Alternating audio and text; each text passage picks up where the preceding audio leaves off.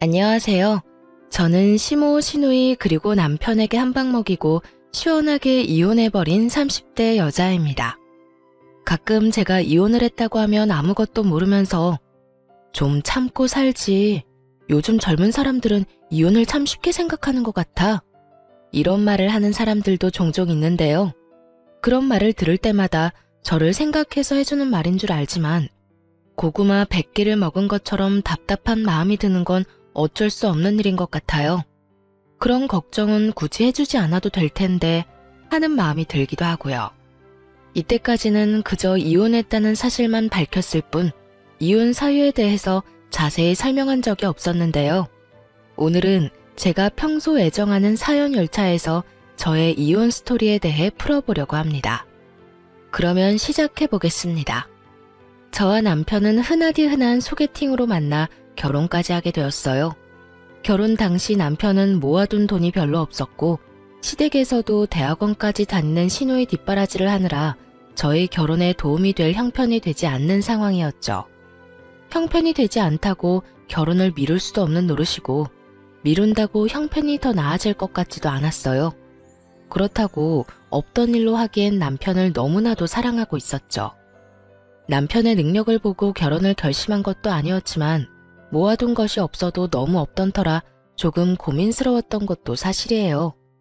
이런 저의 마음을 알았는지 엄마가 선뜻 집을 내어주시더라고요. 딸이 고생하며 사는 것이 싫다고 하시면서요.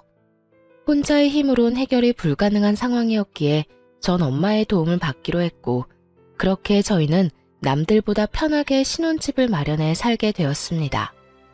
이런 상황을 시댁에서도 알고 친정에 많이 고마워하셨고요. 아가, 이야기 들었어. 사돈께서 집을 내주셨다며? 이렇게 고마운 일이 어디 있겠니?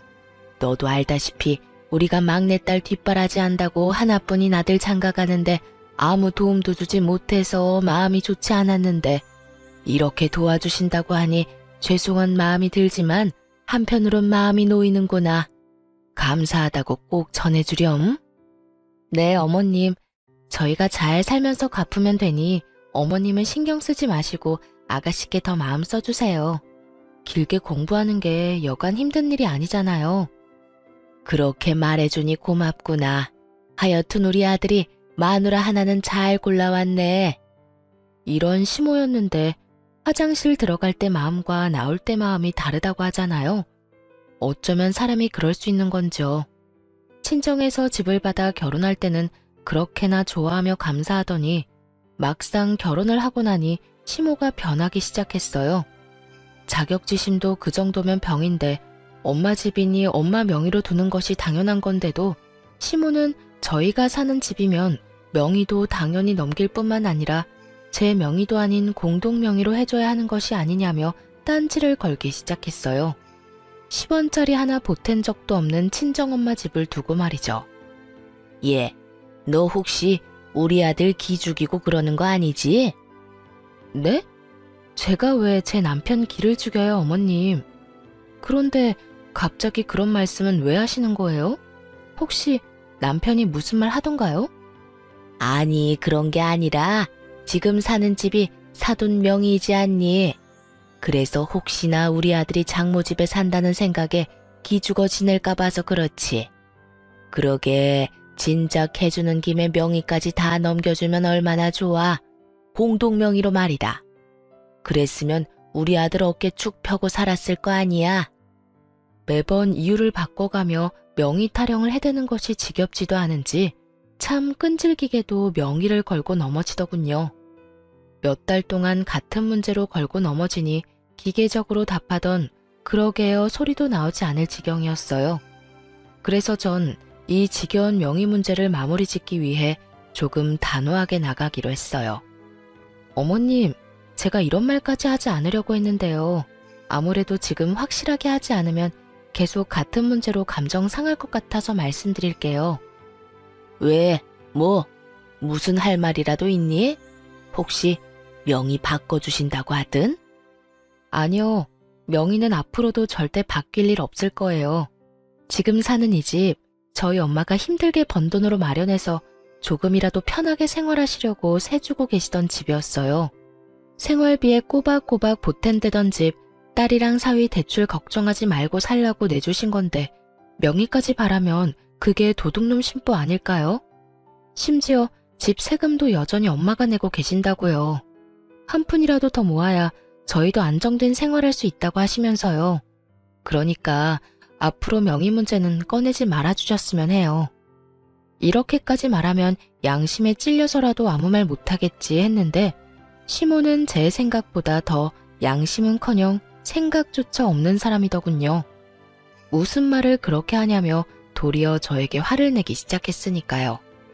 아니 얘, 너 무슨 말을 그렇게 하니? 도둑놈 심보라니? 넌 내 아들이 도둑놈이란 이 말이니? 진명이 돌리라고 하는 내가 도둑년이란 이 말이야? 시집 온 지 얼마 되지도 않고 해서 될 수 있으면 큰 소리 안 내고 좋게 지내보려고 했더니 너 도저히 안 되겠구나. 아니 어머님, 제 말은 그런 말이 아니잖아요. 매번 전화하실 때마다 명의 문제로 열을 올리시니 어머님이 바라시는 일은 일어날 일이 없다고 알려드린 거예요. 다 됐고 너 이번 주 주말에 집에 좀 오거라. 네가 할 일이 있어. 이러고 끊어버리는데 정말 사람 미칠 지경이더군요. 제가 노는 사람도 아니고 저도 엄연히 회사 생활을 하는 데다가 시댁까지 3시간은 넘게 걸리는데 특별한 날도 아니고 저를 골탕 먹이려고 하는 것이 뻔히 보이는데 이를 어쩐다 싶었어요. 저는 하는 수 없이 남편에게 이러한 사실들을 털어놓으며 남편에게 도움을 구하기로 했죠. 여보, 사실은 어머님께서 결혼하고 난 후로 계속 우리가 사는 집 명의까지 넘겨받아야 하는 거 아니냐고 하셔. 그것도 공동명의. 그게 당신 기 세워주는 일이라면서 하시는데 내가 매번 그건 좀 곤란하다고 해도 늘 같은 말만 하시네. 그랬어? 그런 일이 있었으면 진작 말을 하지 그랬어. 엄마도 참 욕심이 과하셨네. 당신 걱정되는 마음에 그렇게 말씀하시는 거 알겠는데 이번에 또 전화와서 그러시길래 그건 안 되는 일이라고 좀 단호하게 말했더니 주말에 집에 오라고 하시더라고. 할 일이 있다면서. 어떻게 하지? 어떻게 하긴 뭘 어떻게 해. 가면 혼은 혼대로 나고 일은 일대로 할 게 뻔한데. 가지마. 내가 엄마한테 전화해서 일 있다고 잘 말할게. 당신 회사에 중요한 일 맞아서 주말에도 일 나간다고 하면 돼.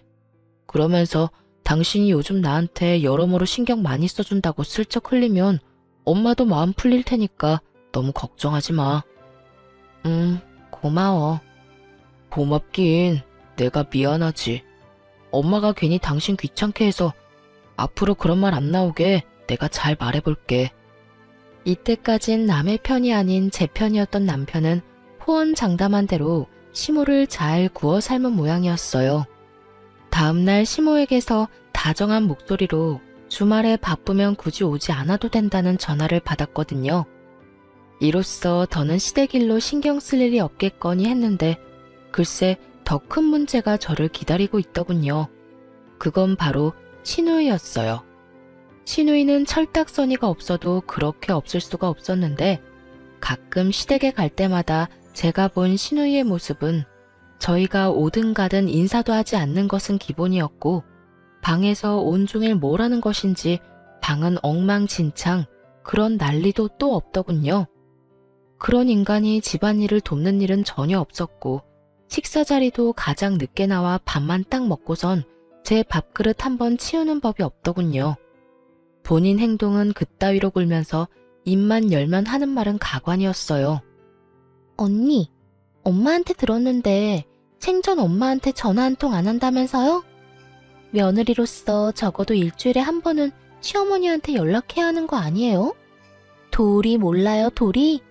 적어도 도리는 지키면서 삽시다, 우리. 그거야 제가 연락드리기 전에 어머님이 전화를 주시니까 굳이 제가 할 필요가 없어서요. 어머님께서 일주일에 많으면 4번, 적어도 2번은 연락해 주시는데 굳이 저까지 연락을 드려야 할까요? 아무리 그래도 엄마가 먼저 하는 거랑 언니가 먼저 하는 거랑 느낌이 다르잖아요.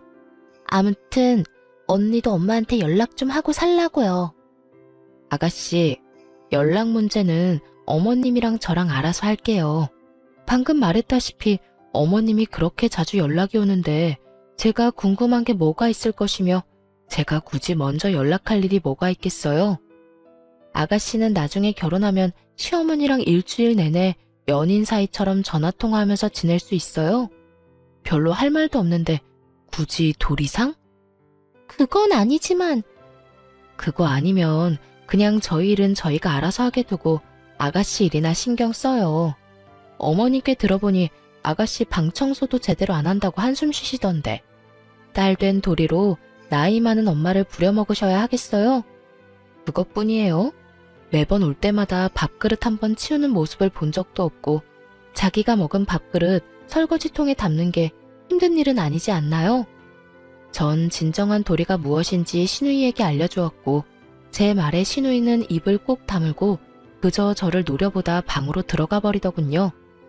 본인이나 잘하지 어디서 도리 운운하며 시누이 노릇이나 하려고 드는 건지 어이마저 없는 지경이었어요. 더 어이없는 건 이런 시누이에게 오냐오냐 하는 남편의 태도였어요. 여동생이 정신을 못 차리고 버릇없이 굴면 남편이라도 나서서 한 소리 해야 할 텐데 이래도 최고 저래도 최고. 남편은 그저 여동생이 죽으라면 죽는 신용까지라도 할 태세였습니다. 그러던 어느 날 일이 터지고야 말았어요. 여보, 제발 정신 좀 차려. 많이 양보해서 아버님, 어머님이 막내딸 예뻐하는 거 그러려니 한다 치자. 그런데 당신은 도대체 왜 그래? 왜 동생 일이라면 나사 하나 빠진 사람처럼 무조건 다 오케이냐고. 내가 뭘 또 그렇게까지 했다고 그래? 당신이 너무 예민하게 구는 거 아니야? 예민? 아가씨가 우리 엄마한테 째째하다고 말할 처지나 된다고 생각해? 그럴 말할 입장이냐고. 우리 엄마가 이 집 우리 살게 해준 것만 해도 감사할 상황에 뭐? 그까짓 집 명의 넘겨주는 게 뭐가 대수라고 째째하게 집 깔고 앉아서 집 있는 유세 부리냐고? 그게 나이도 어린 아가씨가 할 말이야? 네, 맞아요. 시누이는 저와 남편이 있는 자리에서 저딴 말들을 아무렇지 않게 짓거렸고 그런 시누이의 말에 시부모들은 물론 남편마저 고개를 끄덕이며 동조하고 앉았더군요. 이미 시모와도 다 끝난 문제였고 하물며 남편 놈도 그런 시모가 심했다고 해놓고선 막상 시누이가 이야기를 꺼내니 시누 말이 다 맞다며 고개를 끄덕이는 꼴이라니 집으로 돌아오는 길에 너무 화가 나 남편에게 따져 묻게 된 것이었죠. 제가 이렇게 따지면 사과라도 하겠지 싶었는데 남편 놈이 뭐라는 줄 아세요? 올바른 말 하는데 나이가 무슨 상관이야? 말이야 바른 말이라고. 오늘 지연이가 하는 말 들어보니 틀린 말 하나 없던데 뭘. 지연이 말처럼 장모님이 이왕 집 내주신 김에 명의도 같이 내주셨으면 얼마나 좋아. 당신도 내신 명의까지 넘겨주실 거라 바랬던 거 다 알아. 이러는 거 있죠? 그전까진 시모의 과한 욕심이라고 하던 사람은 어디로 갔는지 여동생이 그딴 식으로 한 말을 옹호라고 나서는 꼴이라니. 남편의 말을 듣는 순간 전 머리끝까지 화가 치솟아올랐고 그야말로 남편을 쥐잡듯 잡아버렸습니다. 알긴 뭘 알아. 내가 당신이랑 당신 집 같은 줄 알아? 어떻게 사람들이 양심이 없어? 새 한 푼 내지 않고 우리 엄마 집에서 살면서 뭐? 이젠 명의까지 내놓으라고? 거기에다 째째해? 당신은 다를 줄 알았는데 뭐가 어쩌고 저째? 이럴 줄 알았으면 엄마가 집 들어가서 그냥 살라고 할 때 반대하는 거였어. 아니다. 지금이라도 늦지 않았네. 우리 이사 나가. 이사 나가서 대출을 껴서 집을 사든 월세살이를 하든 그렇게 하자고. 난 더는 우리 엄마한테 감사하기는커녕 명의까지 탐내는 당신이랑 우리 엄마 집에서 못 살아. 제 말에서 깊은 분노를 느낀 남편은 서둘러 그런 뜻이 아니었다며 저를 달래기 시작했고 집에 도착할 때까지 전 한마디도 하지 않았어요. 화가 너무 난 상태였던지라 입을 여는 순간 이혼이라는 말이 나올 것만 같았거든요. 그 후론 남편이나 시댁에서나 명의 이야기는 꺼내는 일이 없었고 저는 최선을 다해 시댁 식구와의 만남을 피하며 지내고 있었습니다. 만날 때마다 기분만 상할 뿐더러 기운만 뺏기니 아무리 시댁 식구라 한들 만나고 싶지 않은 마음이 컸으니까요. 남편 역시 이런 제 마음을 알았는지 굳이 시댁 식구들과 저를 엮지 않고 지내며 가족들이 생각나거나 보고 싶은 날엔 혼자 다녀오곤 하더군요. 지금 생각하면 정말 시댁에 간 건 맞았나 싶긴 하지만요. 하여튼 그렇게 저에겐 평화롭던 어느 날 남편이 제 눈치를 살피는가 싶더니 어렵게 이야기를 꺼내놓더라고요. 여보, 저기 할 말이 있는데 시간 있어? 무슨 말이길래 이렇게 뜸을 들여? 왜? 무슨 일 있어? 그게 다른 게 아니라 지연이가 서울에 온다네? 며칠 지내고 간다나 봐. 아가씨가? 왜? 며칠이나? 한 3일 정도? 놀러 오는 게 아니라 취업 때문에 여기저기 자리 알아본다고 올라온다는데 우리 집에서 좀 지내면 안 돼? 평소 시누이가 집에서 어떤 꼴로 지내는지 뻔히 아는데 저희 집에 들일 순 없는 노릇이었죠. 하물며 서로 앙금도 남아있던 터라 더욱 집에서 지내게 하고 싶진 않더라고요. 누군 고작 3일이라고 할 수도 있겠지만 저에겐 그 3일이 지옥 같을 것이라 믿어 의심치 않았기에 저는 고민할 것도 없이 남편에게 이렇게 말했어요. 당신도 알지? 그때 일로 아가씨나 나나 아직 앙금 남아있는 거. 거기에다 그때 아가씨 그 말 때문에 우리 크게 싸우기까지 했었어. 그런데 우리 집에 아가씨를 3일이나 지내게 하자고? 난 싫어. 절대 싫어. 그리고 아가씨 자기 손으로 뭐 하나 할 줄 아는 것도 없잖아. 나보고 회사 일에 당신 뒷바라지 하는 것도 모자라 아가씨 뒷바라지까지 하라고? 아 싫어. 여러모로 다 싫어. 그러면 어떻게 해? 서울에 친구도 없다는데. 그러지 말고 당신이 이번 한 번만 양보해줘. 한 번이 2번 되고 2번이 3번 되는 법이야. 난 싫으니까 정 안 되겠으면 호텔이라도 보내든가. 아마 모르긴 몰라도 아가씨는 우리 집보다 호텔이 더 좋다고 할 거다. 왜? 사진 찍어서 인스타 올리고 이런 거 좀 좋아해? 그런가? 하긴 그럴 수도 있겠네. 괜히 우리 집 와서 당신하고 또 싸우기라도 하면 생각만 해도 피곤하다. 그러면 나 지연이 호텔비 결제해 줄 테니까 결제 내역에 호텔 있어도 괜한 오해하지 마. 알겠어. 오해 같은 거 절대 안 할 테니까 집으로나 데리고 오지 마.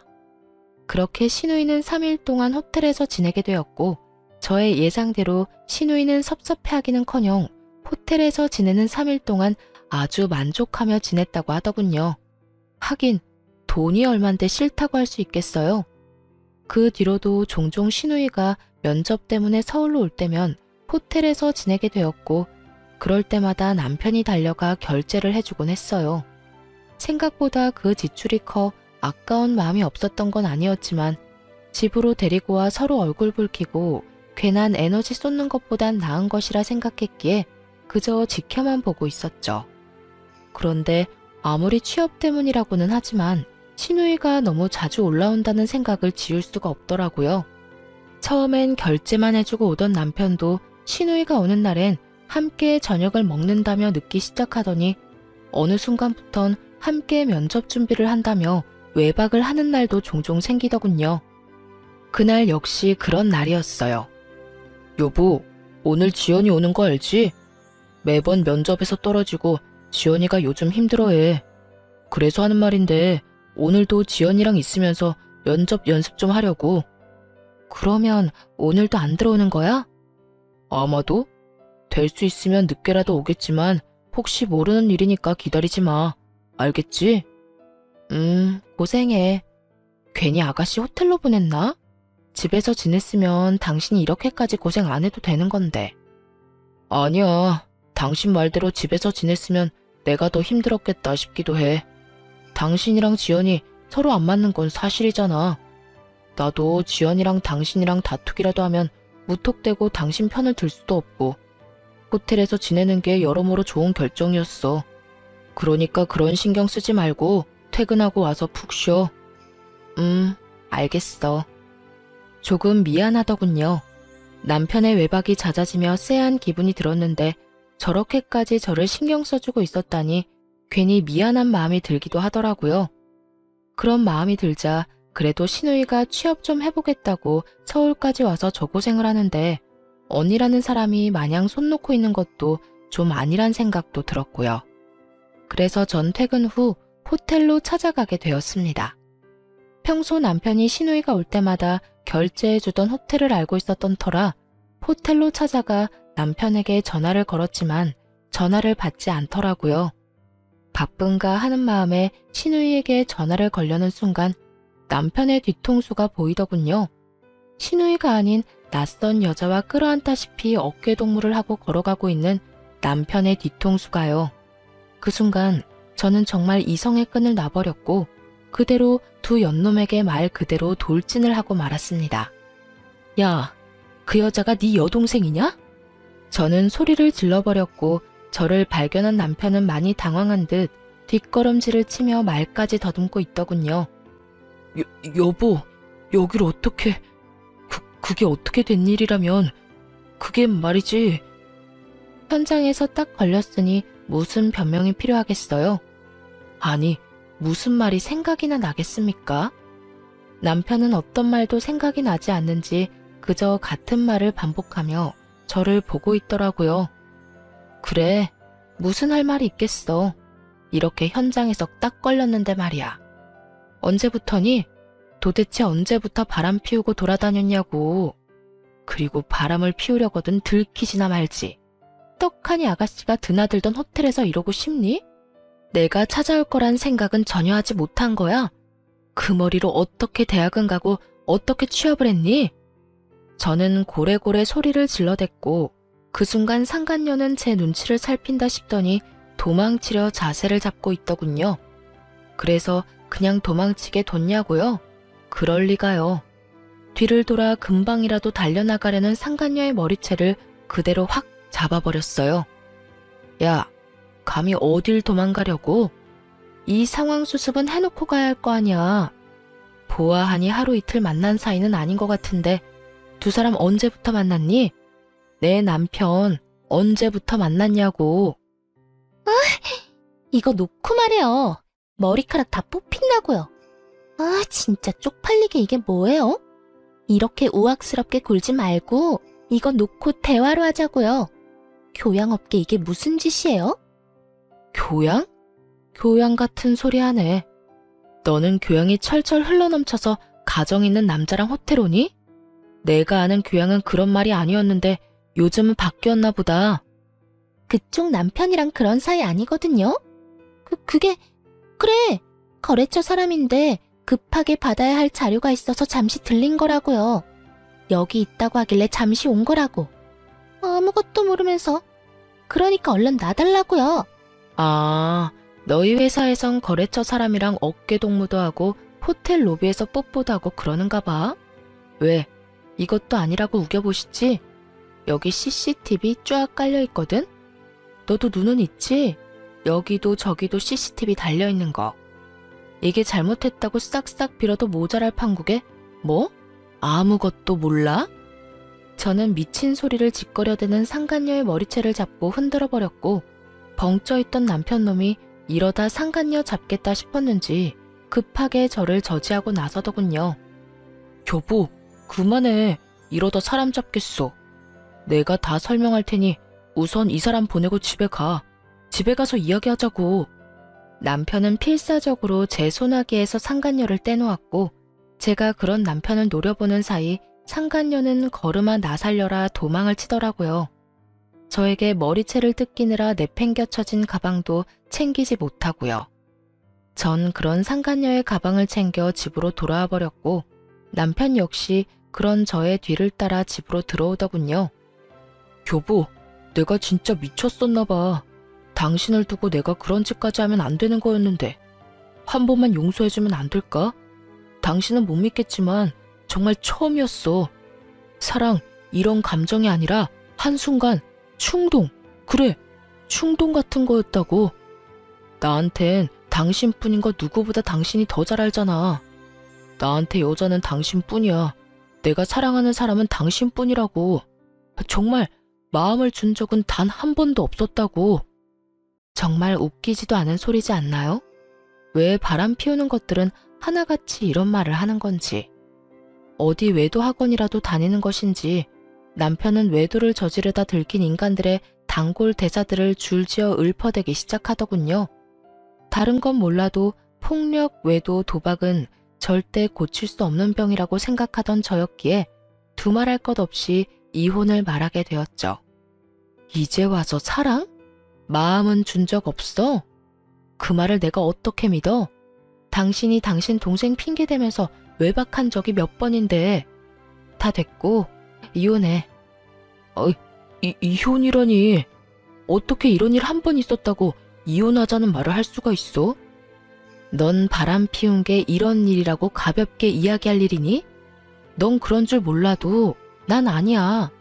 난 다른 건 몰라도 바람, 폭력, 도박은 절대 고칠 수 없는 병이라고 생각하는 사람이고, 당신한테도 이런 내 생각은 연애할 때부터 끊임없이 말했던 바야.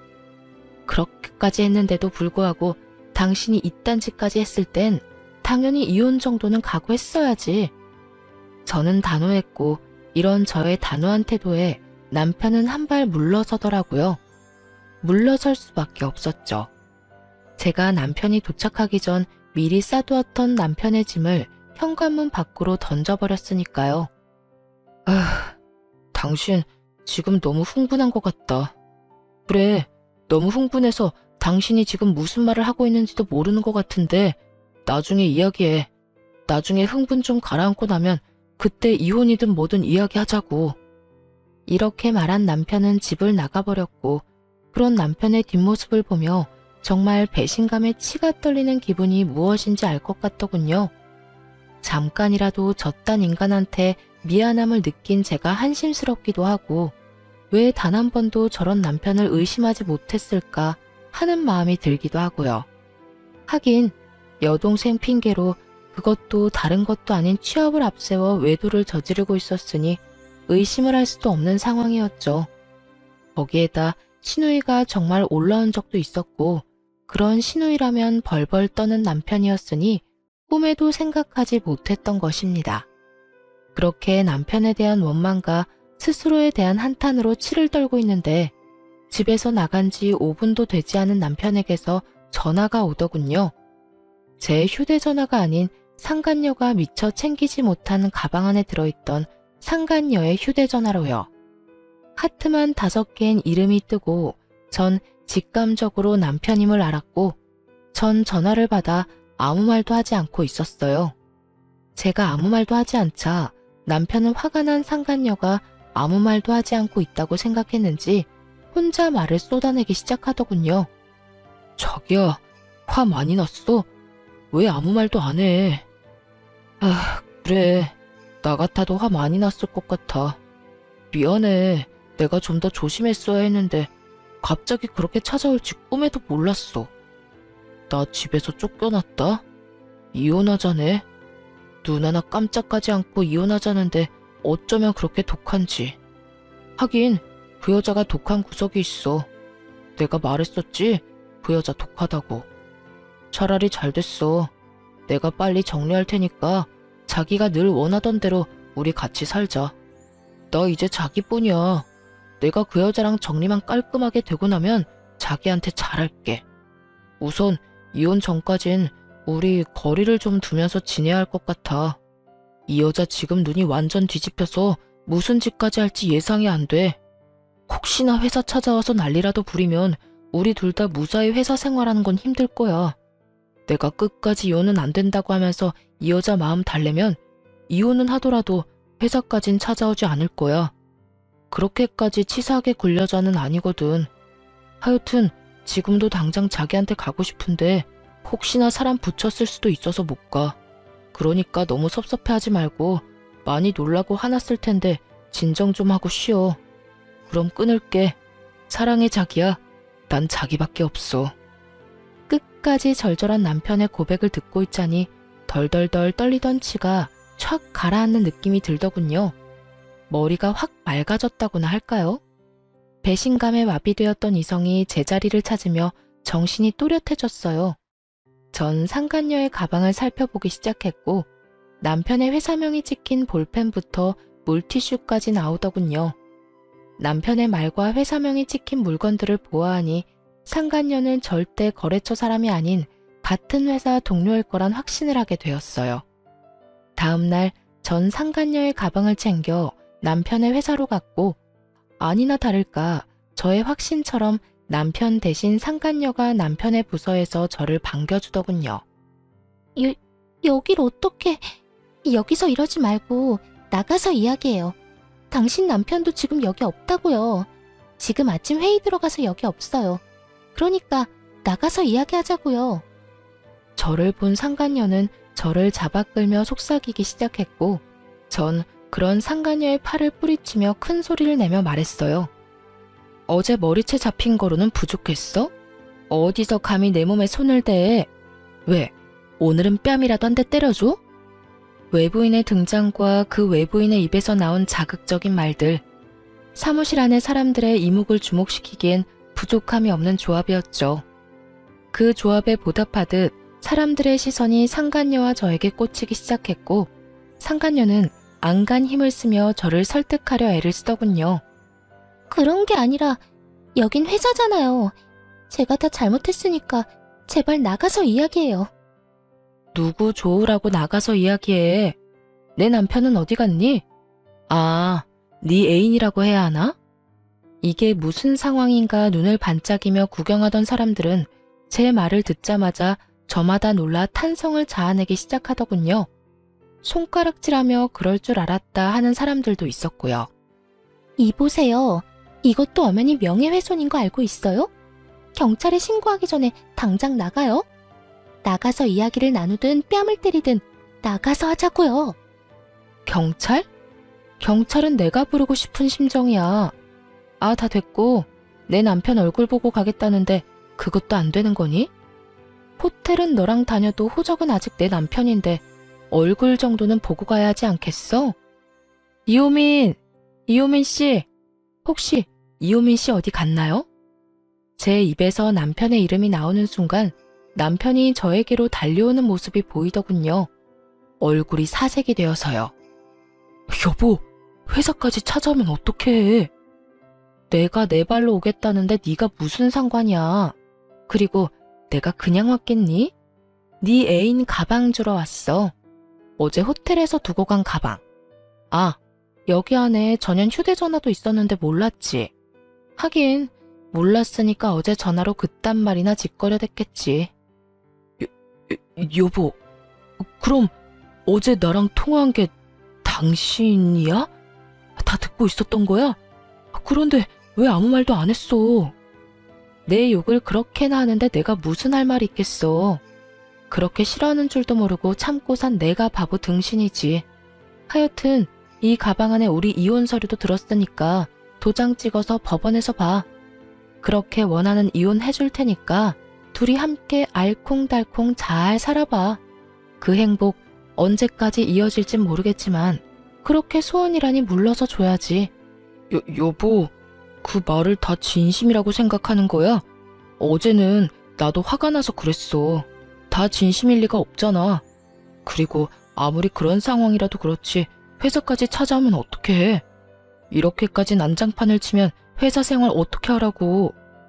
내가 이 와중에 니놈 회사 생활까지 걱정해줘야 해? 전현 회사 생활까지 걱정해줘야 하냐고. 내가 너같이 모자란 거 데리고 살아주니까 진짜 혹은 줄 알았니?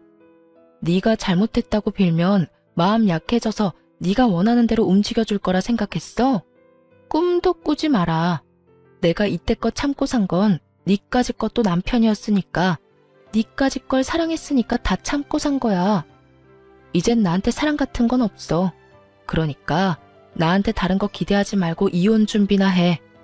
전 냅다 소리를 질러버렸고 제 말을 듣고 있던 직원분들 중엔 저에게 감정이입을 과하게 하셨는지 우시는 분도 계시더군요.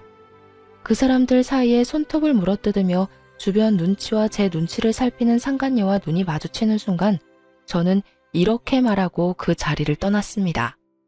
너 상간녀 소송 준비해? 아주 잘 열심히 준비하는 게 좋을 거야. 내가 너도 가만두진 않을 거니까. 그렇게 무사히 이혼 통보와 함께 회사의 소문내기를 마친 저는 변호사를 만나며 이혼 준비에 정신없는 날들을 보내고 있었어요. 이혼 결정만 하면 당장이라도 이혼할 수 있을 줄만 알았는데 현실은 그렇지 않더라고요. 특히나 남편은 이혼에 협조적이지 않았고 상간녀 역시 쉽게 인정하지 않았어요. 그렇게 점점 지쳐가는 사이 저의 전투력을 다시금 일깨워주는 연락을 받게 되었어요. 그 상대는 바로 신우이였어요. 언니, 오빠 무슨 일 있어요? 오빠를 왜 나한테 물어요? 오빠를 언니한테 묻지 그러면 누구한테 물어요? 여전히 되바라진 신우이의 말을 듣고 있자니 남편 놈이 아직 시댁엔 아무 말도 하지 않았구나 싶더라고요. 이 꼴을 보기 싫어서라도 제 입으로 다 말을 해버릴까 싶기도 했지만 그래도 이런 건 본인 입으로 해야 한다 싶은 마음에 조금 참기로 했죠. 오빠 바쁠 거예요. 요즘 이런저런 일이 많아서 정신 없을 거예요. 왜요? 무슨 일 있어요? 급한 일이면 회사로 전화해 보든가요. 급하긴 한데 회사까지 연락할 일은 아니고 그냥 언니한테 말할게요. 저 드디어 취업이 됐는데 오빠 집이랑 가깝더라고요. 한 번에 가는 교통편도 있고.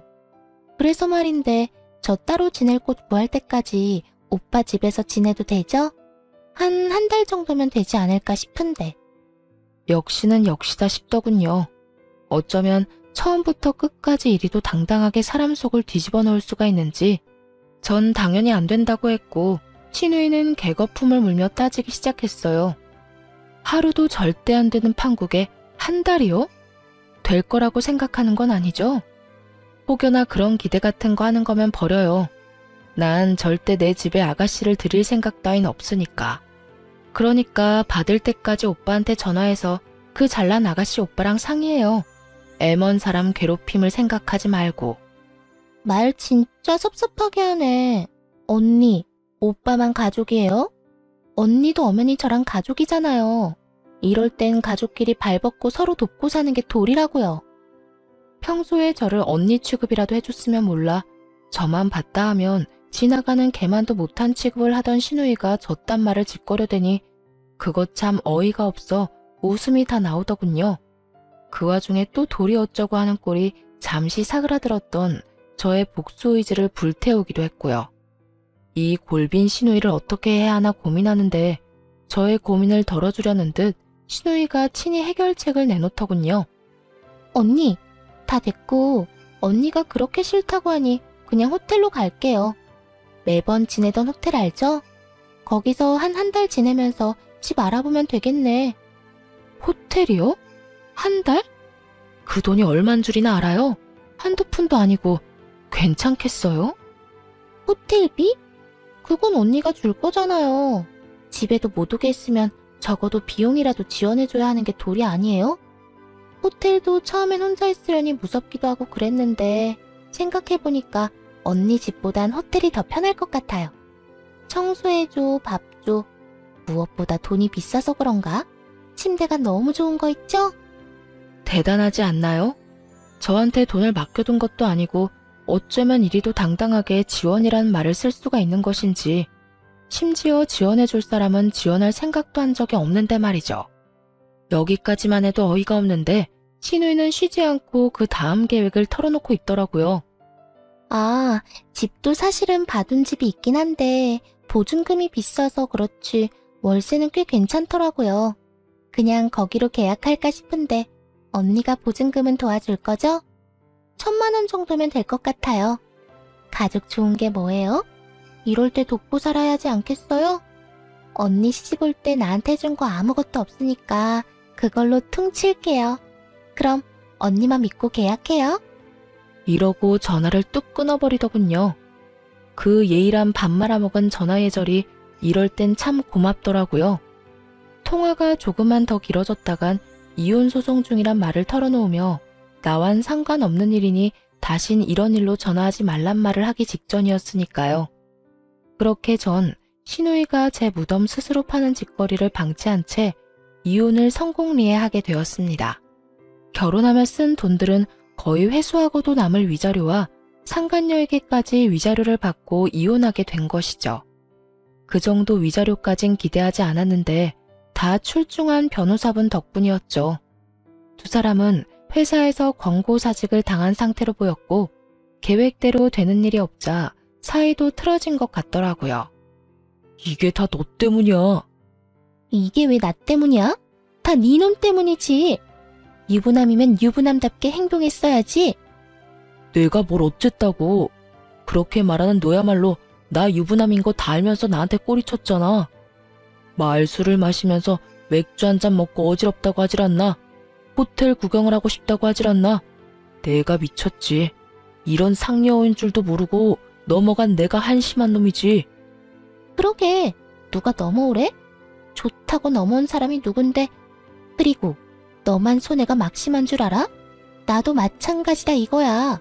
내 나이가 몇 살인데 회사 잘린 것도 모자라 상간녀 딱지까지 어떻게 책임질 거야? 내가 왜 책임져? 자기 인생은 스스로 책임지고 챙기고 살아야지.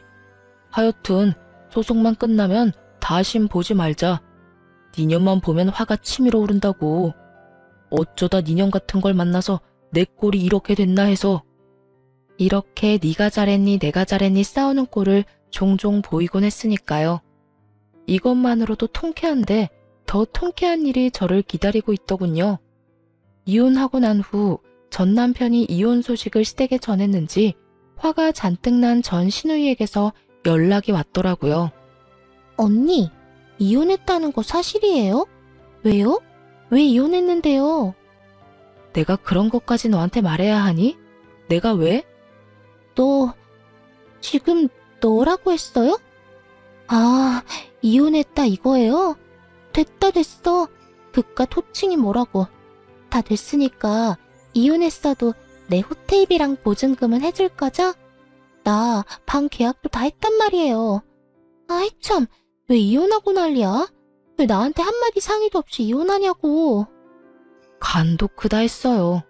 저는 이러다 할 대답도 하지 않았는데 덜컥 방부터 계약했다고 난리를 부려대더군요.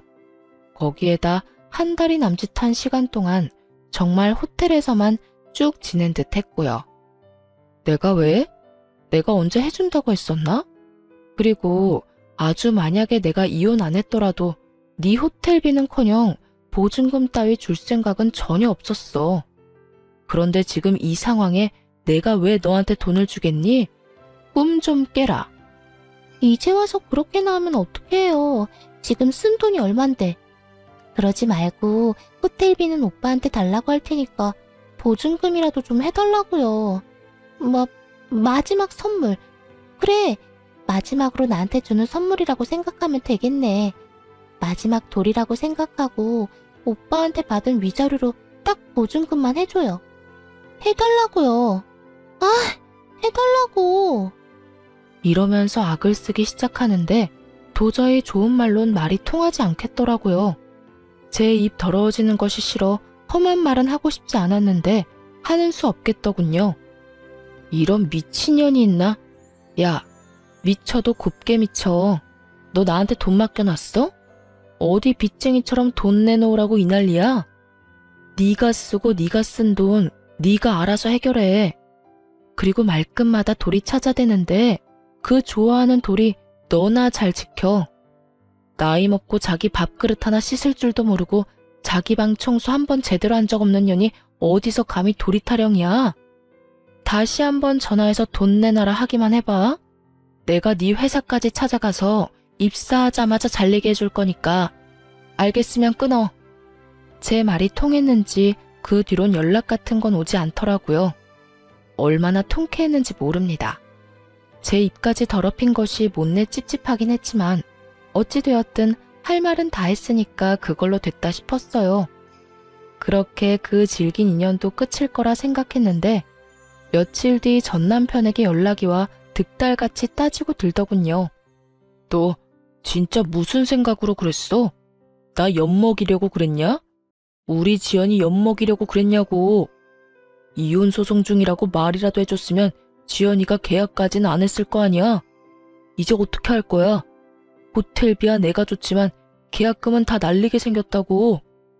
이 지긋지긋한 인간은 끝까지 제 탓을 하며 물고 늘어지더군요. 하긴 이런 인간이니 외도나 저지르고 회사도 잘리는 게 아니겠어요?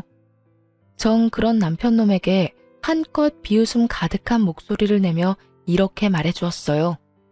동생이라는 년이나 오빠라는 놈이나 쌍으로 미쳤구나. 정신 차려. 호텔에서 돈 쓴 것도 네 동생, 생각 없이 덜컥 계약부터 한 것도 네 동생이야. 계약금 날리는 게 아까우면 네가 대출을 받든 장기를 팔든 해서 보증금 해주면 되는 거고, 그것도 안 되면 네 집에 말해. 나한테 이러지 말고. 뭘 잘했다고 나한테 그런 설명을 해라 마라 명령질이야? 내가 이혼할 판국에 그런 설명까지 친절하게 하리? 제발 정신 차리고 나한테 2번 다시 연락하지 마. 알겠어? 전화를 끄는 저는 그 지긋지긋한 인간들의 전화를 다 차단하며 비로소 전 남편과 전 시댁과의 인연의 마침표를 찍었습니다. 그 후 신혼집으로 지내던 집은 다시 세를 주고 전 친정에서 지내고 있습니다.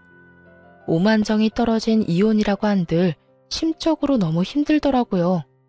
그런 저에게 친정엄마는 함께 살자고 해주셨고, 저는 죄송하긴 했지만 엄마의 뜻을 따르기로 했습니다.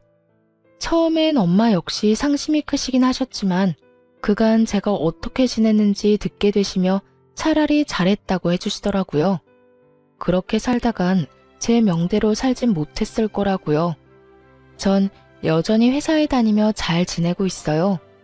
이혼 이후 그간 꽉 막혔던 운이 트이는 듯 일도 잘 진행된다 싶더니 현재는 진급까지 앞두고 있어요. 일도 잘 풀리고 가정에서 스트레스 받을 일도 없으니 삶의 활력도 생기고 마음도 훨씬 여유로운 것이 왜 진작 이혼하지 않고 버티고 살았나 후회까지 되는 거 있죠. 이로써 저의 긴 사연도 끝이 났네요. 저의 긴 사연 함께 해주셔서 감사합니다.